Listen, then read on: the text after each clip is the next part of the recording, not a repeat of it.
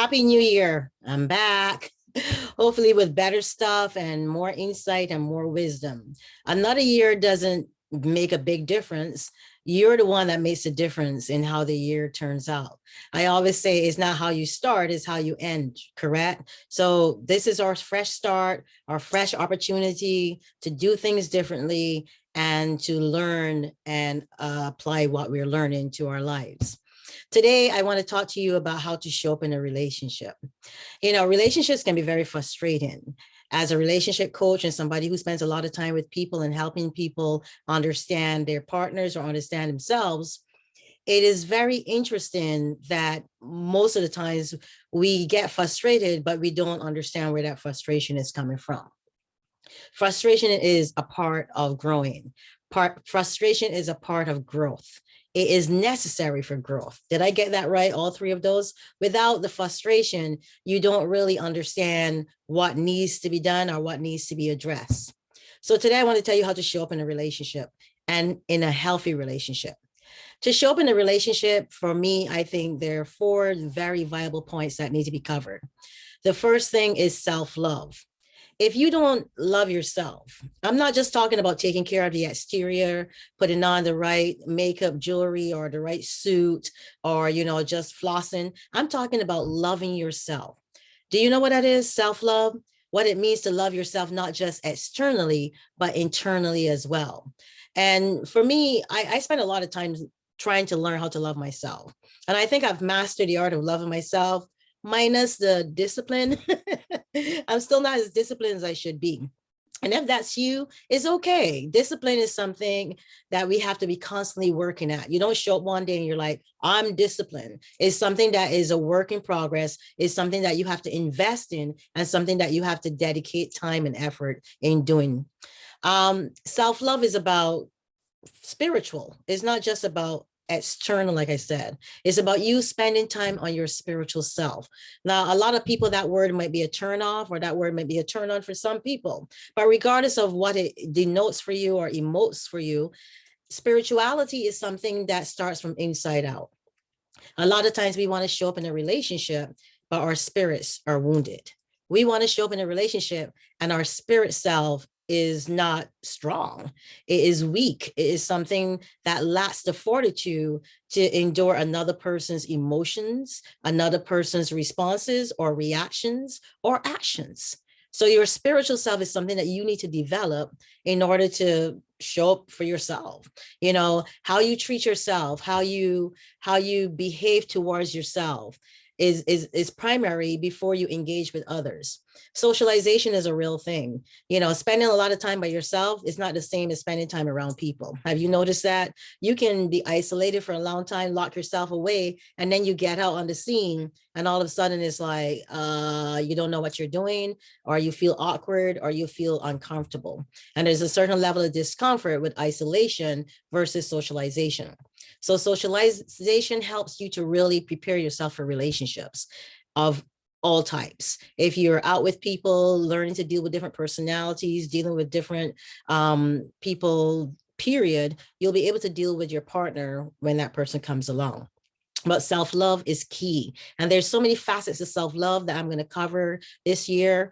But the most important thing is that you love yourself. And part of loving yourself is making sure that you're mentally, spiritually, emotionally capable of taking care of yourself in such a way that you can carve space out for somebody else to come into that space.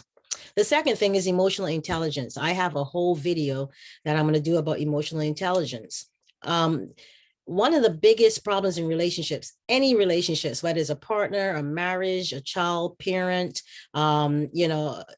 just relationships, work relationships, and any relationship, is emotional intelligence is lacking, or emotional intelligence is not at a level where it needs to be. And when I say emotional intelligence is about how you perceive things, how you understand other people's emotions, and how you deal with not just other people's emotions, but your own emotions. And I'll cover that a lot in the other video. The third thing that is needed is self-growth, the ability to grow and the desire to want to grow. There's some people who get into relationships and they're fine with the relationship the way it started, the way it is. So therefore you find one person growing where the other person remains stagnant.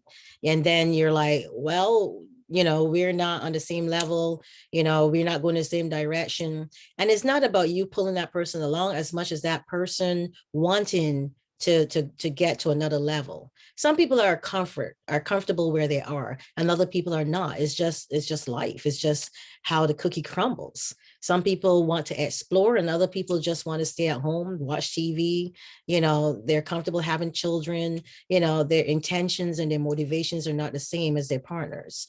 So the desire to want to grow, or the desire to continue growing, is needed in order to have a healthy relationship. And the fourth one is accepting the ability, or having the ability to accept the truth. A lot of people don't have acceptance, or they lack the ability to accept the truth when the truth is presented, whether it's their truth, the truth about the relationship, the truth about the other person. That lack of acceptance starts with you.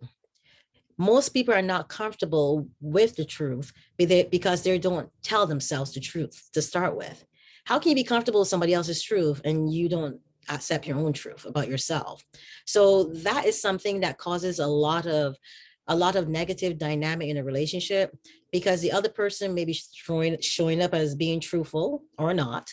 But if they're telling the truth and showing you the truth about themselves, that's more important. A lot of times we see the other person, we see the manifestation of their actions, and in some way and somehow we start manipulating that information to make it make sense, instead of recognizing that what we see and what we're dealing with is real. For example, if your husband is cheating, he's cheating, or you found out he's cheating, but somehow you rationalize that in your mind and tell yourself he's not. Ignoring the truth doesn't mean that the issue is going to go away. All ignoring the truth does is delay the inevitability of the truth manifesting in another way or a greater way. So these are the four things that you need in order to show up in a relationship and to have a healthy relationship, or to help with the foundation of a relationship. There's a lot of other things I've said on here, but this year, let's focus on self-love. It takes two to make a thing all right. It's not just about one person showing up in the relationship and loving themselves. Are you being attracted to someone who loves themselves? How's that going to work? Are you a fraud? Do you have imposter syndrome? Are you just with this person and behaving a certain way? Are you behaving a certain way, and then when you get into the relationship, you revert back to your natural self?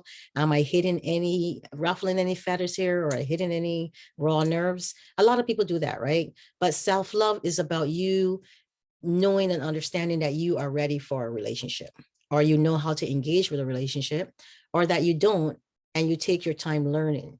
And you learn by listening to other people, paying attention, focusing on the other person and what they're saying, instead of coming from your perspective, coming from your pain, coming from your previous experiences. It's all about taking into account the other person you're interacting with. Emotional intelligence. I'm going to do a whole video about that, because one of the biggest breakdown in relationships is the fact that most people do not have a certain level of emotional intelligence. Their perception is skewed based on how they have chosen to deal with their emotions, whether past or present. And that's something that needs to be fixed. I'm going to put an article here about emotional intelligence, and I'm going to repost it again so you can look and see what it is and understand what emotional intelligence is. There's even a test and a quiz you can take. And the self-growth, that's the third thing. The ability to want to grow past your pain. The ability to want to grow past where you started at. The ability to want to constantly and consistently grow in becoming a better human being or a better person. That's not contingent on the other person. It's not about the other person that you're engaging with or in a relationship with.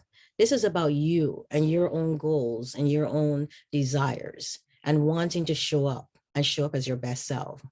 And finally, of course, the truth, accepting the truth. When the truth is presented, most of us are in shock. Most of us are afraid of it. Most of us tend to cower away from it.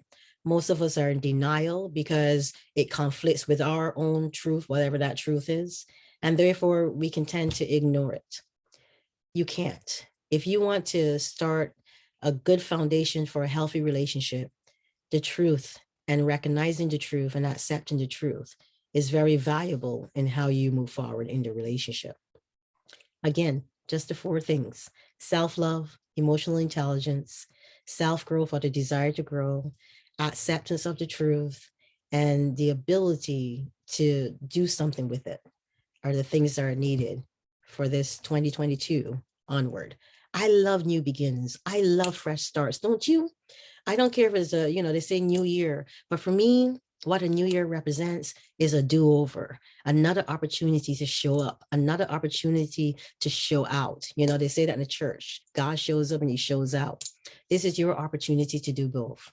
My name is Ingrid Felton. As always, thank you for coming to the YouTube channel. Thank you for supporting me. Thank you for your comments, which are sometimes inspiring.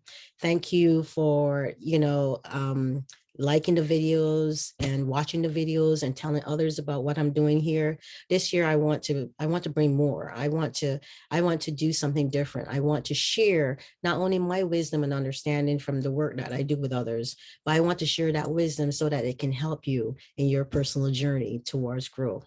The universe is here to assist you, and I'm part of that universal effort. Again, continue to do what you're doing here, helping me promote this message. And if you want to reach out to me, you can reach me at 813-708-9064. Please leave a message, leave your name and telephone number. A lot of times I'm in sessions, but I always return my calls. And happy new year.